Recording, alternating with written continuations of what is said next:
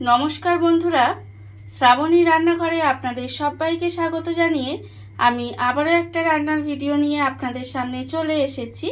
আজকের আমি আপনাদের ডিম বেগুন বানিয়ে দেখাবো। আশা করি আপনাদের ভালো লাগবে। তার জন্য কিন্তু আমার পুরো ভিডিওটা আপনাদের দেখতে হবে।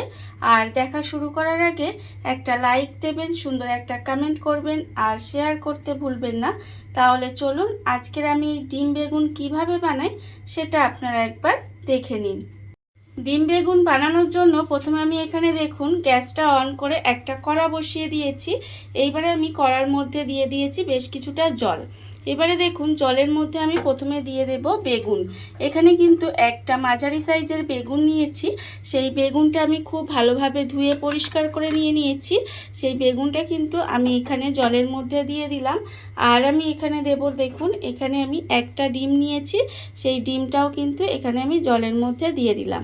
এইবারে ডিমটা আর বেগুনটা কিন্তু প্রথমে খুব ভালোভাবে সেদ্ধ করে নিতে হবে।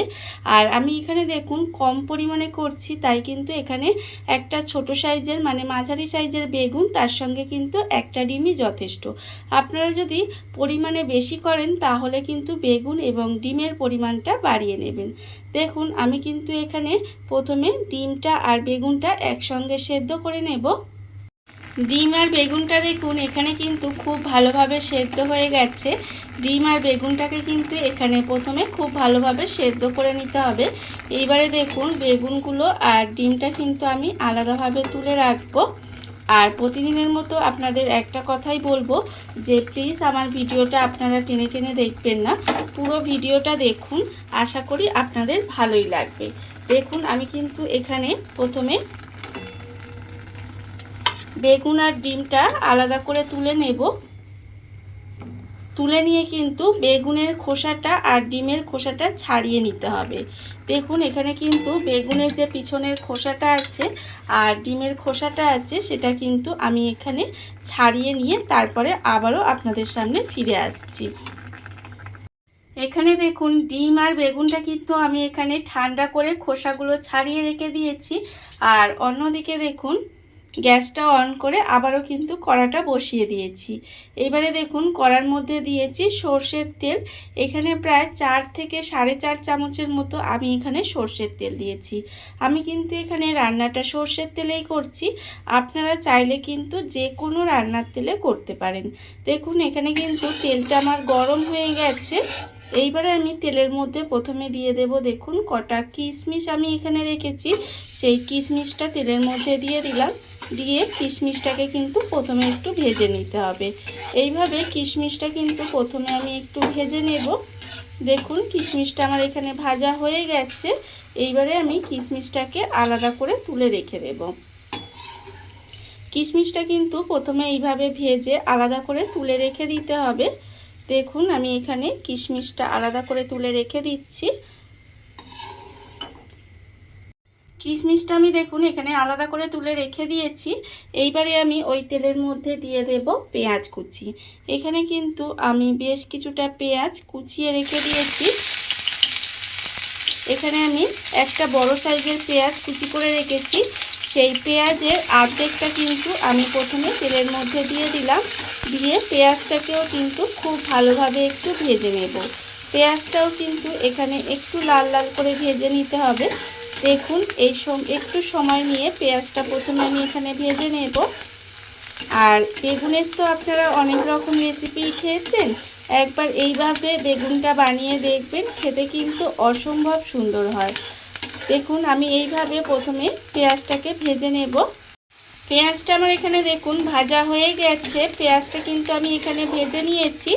এইবারে পেঁয়াজটাকেও কিন্তু আমাকে এইভাবে আলাদা করে তুলে রেখে দিতে হবে।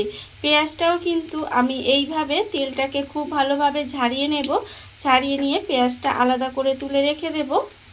ভাজা পেঁয়াজটা দেখুন আমি কিন্তু এখানে আলাদা করে তুলে রেখে দিয়েছি। আর যেটুকু তেল আছে সেটুকু তেলের মধ্যেই কিন্তু রান্নাটা আমি করব। তেলের মধ্যে প্রথমে দিয়ে দেব দেখুন অল্প সামান্য একটু গোটা গরম মশলা। গোটা গরম মশলার মধ্যে আমার আছে এখানে অল্প একটু দারচিনি, একটা ছোট এলাচ আর একটা লবঙ্গ। এবারে গোটা গরম মশলাটা দিয়ে একটু ভেজে নিয়েছি। এবারে আমি দিয়ে দেব দেখুন যে আমি একটা পেঁয়াজ কুচিয়ে রেখেছিলাম সেই পেঁয়াজের কিন্তু বাকি পেঁয়াজটা আমি এখানে দিয়ে দিলাম। পেঁয়াজটা দিয়ে এবারে পেঁয়াজটাকে কিন্তু প্রথমে একটু হালকা করে ভেজে নেব। দেখুন এইভাবে কিন্তু পেঁয়াজটাকে একটু হালকা করে ভেজে নিতে হবে। আর যতক্ষণে পেঁয়াজটা আমার এখানে হালকা করে ভাজা হচ্ছে ততক্ষণ দেখুন আমি কিন্তু এখানে বেগুনটাকে এইভাবে খোসা ছাড়িয়ে রেখেছি, সেটাকে কিন্তু এইভাবে হাত দিয়ে একটু মেখে নেব। কিছুই না, একটু এইভাবে হাত দিয়ে আলতো করে একটু মেখে নিলেই হবে। দেখুন এইভাবে আমি বেগুনটাকে হাত দিয়ে জাস্ট একটু চেপে চেপে মেখে নিয়েছি। আর এখানে আমি রেখেছি, দেখুন এখানে রেখেছি একটা ডিম সেদ্ধ করে, সেই ডিমটাকে কিন্তু একটু হাত দিয়ে এইভাবে ভেঙে ভেঙে নেব। দেখুন এইভাবে জাস্ট একটু হাত দিয়ে ডিমটাকেও ভেঙে নিতে হবে। এতে কি হবে, রান্নাটা যখন রেডি হবে তখন কিন্তু খেতে ভীষণ সুন্দর লাগে।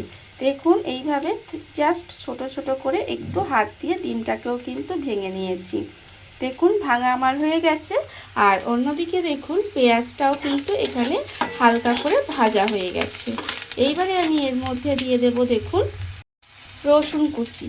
এখানে কিন্তু আমি 4 কোয়া রসুন একদম ছোট ছোট করে কুচি করে রেখেছি, সেই রসুনটা আমি এখানে দিয়ে দিলাম।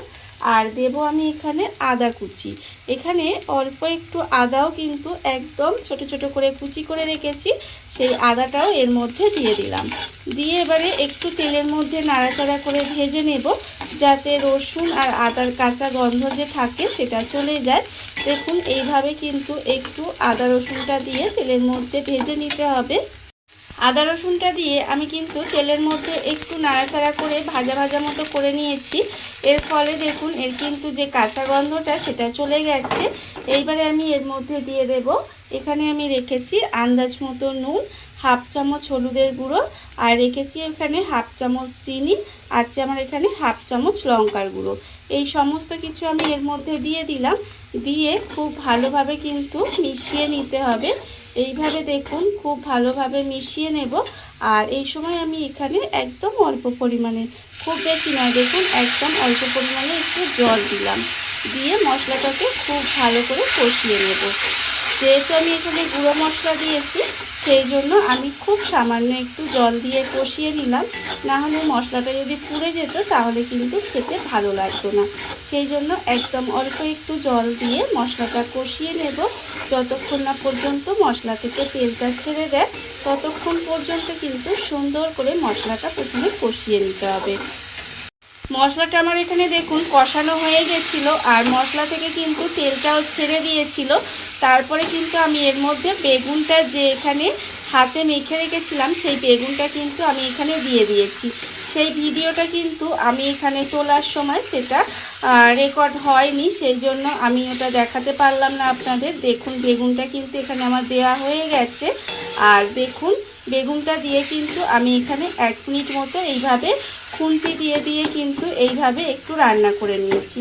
দেখুন যাতে মশলার সঙ্গে খুব ভালোভাবে মিশে যায় সেরকম করে কিন্তু এখানে 1 মিনিট মতো একটু রান্না করে নিয়েছিলাম। দেখুন রান্নাটা কিন্তু এখানে বেগুনের সঙ্গে মশলার সঙ্গে মিশে বেগুনটা কিন্তু এখানে রান্না হয়ে গেছে। যখন দেখবেন বেগুনটা ঠিক এইভাবে রান্না হয়ে গেছে তখন কিন্তু আমি এর মধ্যে দিয়ে দেব, দেখুন এখানে রেখেছি আমি ডিম, যে ডিমটা আমি ভেঙে রেখেছিলাম হাত দিয়ে একটু, সেই ডিমটা মানে সেদ্ধ ডিমটা কিন্তু আমি এখানে দিয়ে দেব। সেদ্ধ ডিমটা কিন্তু এখানে দিয়ে দিতে হবে। দেখুন এইভাবে আমি সেদ্ধ ডিমটা দিয়ে দিলাম। দিয়ে আবারও কিন্তু খুব ভালোভাবে এই বেগুনের সঙ্গে মিশিয়ে নিতে হবে। বেগুনের সঙ্গে সেদ্ধ ডিমটা দিয়েও কিন্তু এইভাবে একটু মিশিয়ে নেব। আর এটাও কিন্তু এইভাবে একটু খুন্তি দিয়ে ভেঙে ভেঙে নেব, যাতে বেগুনের সাথে খুব ভালোভাবে মিশে যায় এবং খেতেও কিন্তু বেশ ভালো লাগে। এই রান্নাটা আপনারা গরম ভাত দিয়ে খেতে পারেন বা রুটি দিয়েও খেতে পারেন, এতে কিন্তু ভীষণ খেতে ভালো হয়। ভাতের থেকেও যদি এটা আপনারা রুটি দিয়ে খান তাহলে কিন্তু সবথেকে বেশি খেতে ভালো লাগবে। দেখুন আমি কিন্তু ডিমটা দিয়েও খুব ভালোভাবে মিশিয়ে নিয়েছি। এইবারে দেখুন এইভাবে কিন্তু আবারও 2 থেকে 3 সেকেন্ড মতো এইভাবে একটু রান্না করে নেব। খুব বেশি রান্না করার দরকার নেই, যেহেতু বেগুনটা দিয়ে আগে আমি রান্না করে নিয়েছি। আমি ডিমটা দিয়ে 2 থেকে 3 সেকেন্ড মতো রান্না করে নিলাম। এইবারে দেখুন রান্না আমার এখানে প্রায় হয়ে গেছে। এবারে আমি এর মধ্যে দিয়ে দেব, প্রথমে আমি এখানে যে পেঁয়াজটা ভেজে রেখেছিলাম সেই ভাজা পেঁয়াজটা আমি এখানে দিয়ে দিলাম। আর আমি দেব এখানে দেখুন যে কিশমিশটা ভেজে রেখেছিলাম সেই কিশমিশ ভাজাটাও কিন্তু এর মধ্যে দিয়ে দিলাম। দিয়ে আবারও কিন্তু খুব ভালোভাবে এটা মিশিয়ে নেব। ভাজা পেঁয়াজ আর কিশমিশটা দিয়েও কিন্তু এখানে খুব ভালোভাবে একটু মিশিয়ে নিয়েছি। এবারে দেখুন নামানোর আগে এর মধ্যে দিয়ে দেব দুটো চেরা কাঁচা লঙ্কা দিয়ে আবারও কিন্তু একটু মিশিয়ে নেব। মিশিয়ে নিলে দেখবেন এই যে কড়া থেকে ছেড়ে ছেড়ে উঠে আসছে, তার মানে ভাববেন রান্না কিন্তু আমার এখানে রেডি হয়ে গেছে। দেখুন রান্না কিন্তু আমার এখানে হয়ে গেছে। এইবারে আমি গ্যাসটা অফ করে দেব, দিয়ে আপনাদের পরিবেশন করে দেখাবো ঠিক কেমন হলো। দেখুন বন্ধুরা, বাড়িতে থাকা কত অল্প উপকরণে কত অল্প সময় কত সুন্দর একটা ডিম বেগুনের রেসিপি তৈরি হয়ে গেছে, আপনারা দেখতেই পেলেন। আর এটা কিন্তু খেতে অসম্ভব সুন্দর হয়। এইভাবে আপনারাও কিন্তু একদিন হলেও বাড়িতে বানিয়ে দেখতে পারেন। আর এই ভিডিওটা যদি আপনাদের ভালো লেগে থাকে, আপনারা যদি ফেসবুক থেকে দেখে থাকেন পেজটি ফলো করে দেওয়ার অনুরোধ রইল। আর যদি ইউটিউব থেকে দেখে থাকেন চ্যানেলটি সাবস্ক্রাইব করে নেওয়ার অনুরোধ রইল। তাহলে চলুন ভিডিওটা আমি এখানেই শেষ করছি। আপনারা সবাই ভালো থাকবেন, সুস্থ থাকবেন। আবারও হাজির হব নতুন কোনো রান্না নিয়ে।